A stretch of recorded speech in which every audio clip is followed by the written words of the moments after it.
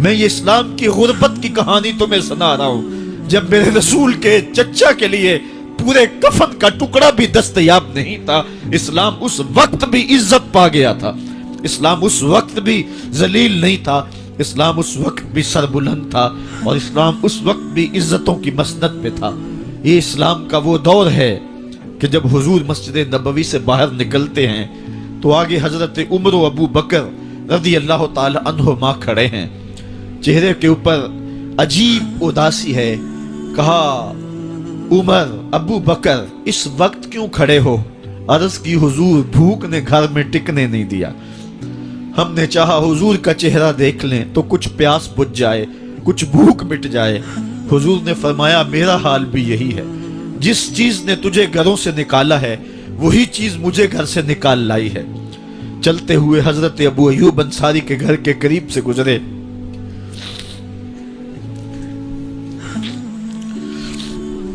حضور کی خوشبو پا کے وہ باہر آ گئے۔ عرض کی بندہ نواز آج میرے مہمان نہیں بنتے؟ حضور نے کہا تمہاری مرضی۔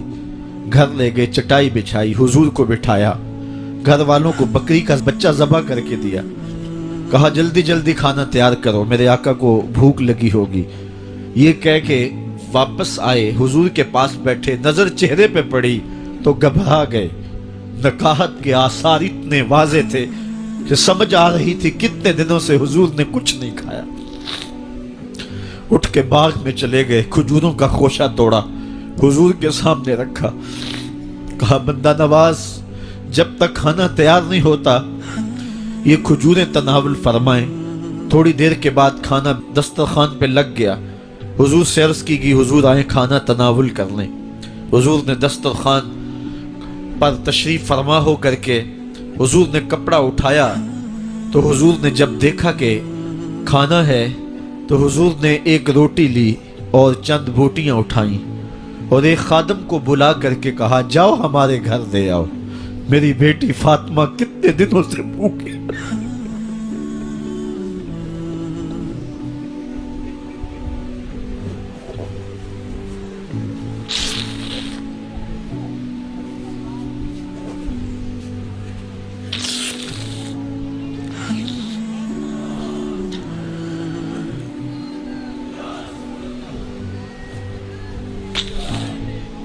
کہا جاؤ ہمارے گھر دے آؤ، میری فاطمہ کتنے دنوں سے بھوکی بیٹھی ہوئی ہے۔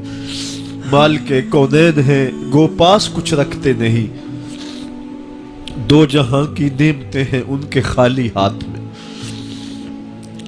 آپ کو پتا ہوگا کہ جب میرے رسول کا انتقال ہوا ہے، حضور کا وصال ہوا ہے، تو حضور کی ایک زرہ ایک یہودی کے گھر میں گروی رکھی ہوئی تھی، حضور نے زرہ رکھ کر کے اس سے قرض لیا ہوا تھا۔ یہ اسلام کی غربت کی کہانی ہے، اور پھر اللہ نے اسلام کو امارت کے رنگ بھی دیے۔ آؤ تمہیں کہانی سناؤں، حضرت عدی بن حاتم روایت کرتے ہیں، صحیح بخاری میں روایت ہے۔ یہ حاتم تائی کے بیٹے ہیں، کہتے ہیں میں حضور کی خدمت میں حاضر ہوا، ایک شخص آیا کہنے لگا حضور غربت نے میرا برا حال کر دیا ہے، اور اس نے شکایت کی غربت کی، پسماندگی کی اور اپنی معاشی بدحالی کی۔ پھر ایک شخص آیا کہنے لگا حضور میرے پاس دولت تو ہے لیکن میں نے جس منزل پہ جانا ہے راستہ پر خطر ہے، تو میرے لیے کیا حکم ہے کہ میں کیسے راستہ طے کروں؟ تو یہ دو لوگوں نے یہ باتیں کی تو حضرت عدی کہتے ہیں کہ حضور نے روئے سخن میری جانب موڑا اور میری جانب مخاطب ہو کے کہا عدی تو نے ہیرا دیکھا ہے؟ عدی کہتے ہیں میں نے عرض کی حضور دیکھا نہیں، سنا ہے، ہیرا یہ شہر ہے عراق کا۔ تو حضور نے فرمایا عدی تو نے ہیرا دیکھا ہے؟ میں نے کہا نہیں حضور دیکھا نہیں، اس کا تذکرہ سنا ہے۔ فرمایا عدی اگر اللہ تجھے زندگی کی مہلت دے تو ہیرا سے ایک خاتون چلے گی، تو اپنی آنکھوں سے دیکھے گا اور مکے تک پہنچے گی اور اللہ کے گھر کعبہ کا طواف کرے گی، اور اس کو ہیرا سے لے کر کے مکے تک اللہ کے علاوہ کسی کا ڈر نہیں ہوگا۔ کہتے ہیں کہ میں نے دل میں کہا کہ پھر بنو طے کے ڈاکو مر گئے ہوں گے جنہوں نے عرب کے اوپر روب ڈال رکھا ہے، تو وہ تو پھر ختم ہو گئے ہوں گے، کہتے ہیں میں ابھی سوچ ہی رہا تھا کہ حضور نے مزید میری حیرت میں اضافہ کرتے ہوئے کہا عدی اگر تجھے اللہ نے زندگی کی مہلت دی تو تو دیکھے گا کہ کسرا کے خزانے تیری جھولی میں ہوں گے۔ تو اس دور کی سپر طاقت تھی۔ میں نے کہا حضور کسرا بن ہرمز؟ حضور نے فرمایا ہاں کسرا بن ہرمز۔ کہتے ہیں کہ حضور نے پھر فرمایا عدی اگر تو زندگی پائی تو تو وہ دن بھی دیکھے گا کہ ایک شخص زکوٰۃ کی رقم لے کر کے، زکوٰۃ کی چاندی لے کر کے، زکوٰۃ کا سونا لے کر کے نکلے گا اور اس کو کوئی زکوٰۃ کا مستحق ہی نہیں ملے گا۔ حضرت عدی بن حاتم کہتے ہیں کہ پھر میں نے وہ منظر اپنی آنکھوں سے دیکھا کہ ہیرا سے ایک خاتون چلی اور مکے تک پہنچی اور امن ایسا تھا کہ اس کو اللہ کے علاوہ کسی کا ڈر نہیں تھا۔ پھر وہ لمحے بھی میں نے دیکھے کہ کسرا بن ہرمز کے خزانے مسجد نبوی کے باہر پڑے ہوئے ہیں۔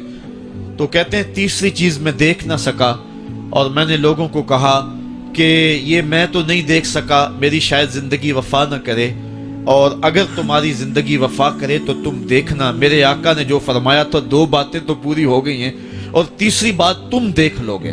حضرت یحییٰ بن سعید فرماتے ہیں کہ حضرت عمر بن عبدالعزیز کا زمانہ تھا اور انہوں نے مجھے افریقہ کی جانب زکوٰۃ وصول کرنے کے لیے بھیجا۔ میں وہاں سے زکوٰۃ وصول کی اور پھر میں زکوٰۃ لینے والے مستحقین کو ڈھونڈنے لگا تو کہتے ہیں مجھے کوئی مستحق نہ ملا۔ پھر میں غلام پکڑتا اور اس کے پیسے دے کے اس کو آزاد کرواتا چلا جاتا۔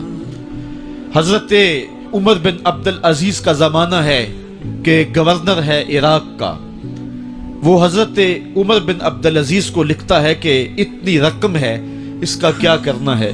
تو عمر بن عبدالعزیز کہتے ہیں رقم لے کے یہاں نہ آنا، وہاں عراق کے لوگوں میں بانٹ دو، جو زکوٰۃ کے مستحق ہیں ان کو تقسیم کر دو۔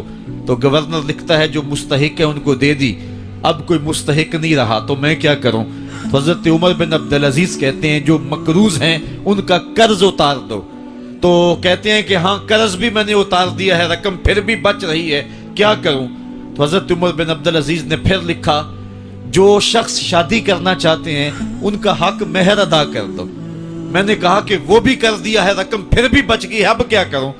تو حضرت عمر بن عبدالعزیز نے مجھے لکھا کہ جو غیر مسلم ہیں جنہوں نے ٹیکس دیا ہوا ہے، جتنا ٹیکس دیا ہے اس سے دگنے پیسے ان کو قرضے میں دے دو اور ان کو کہو جاؤ اس کا کاروبار کرو، کھیتی باڑی کرو، اور ساتھ انہیں یہ بھی کہہ دینا قرض کی فکر نہ کرنا اور زیادہ اس میں پریشان نہ ہونا، جب دے سکو گے دے دینا۔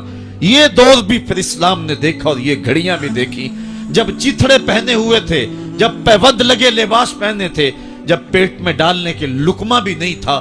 اللہ کا دین اس وقت بھی غالب تھا